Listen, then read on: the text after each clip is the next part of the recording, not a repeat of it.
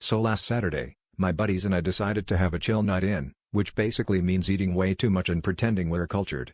My friend Dave, who once watched a YouTube video about sushi, insisted he could make us authentic homemade rolls.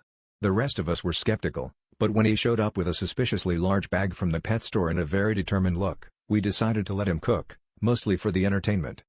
He set up his workstation in my kitchen, meticulously laying out seaweed, cucumbers, and what looked like the world's shiniest rice.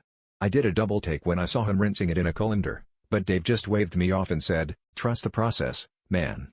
About 20 minutes later, he presented us with the finished product, sushi rolls that looked like they'd been through a rock tumbler, but hey, we're supportive friends. Biting into my piece, I immediately regretted my willingness to try new things. The rice was so crunchy it nearly shattered a molar. My friend Sam tried to play it cool but ended up spitting out a chunk with a suspiciously blue tint.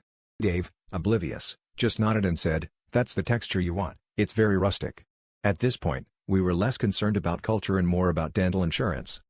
It wasn't until we found a tiny plastic castle wedged inside one of the rolls that the truth came out. Dave had mistaken aquarium gravel for sushi rice. Apparently, the pet store bag, for a fresh, aquatic taste, hadn't tipped him off. So yeah, dinner was a total disaster, but at least we all agreed, it was, hands down, the rockiest roll we'd ever had.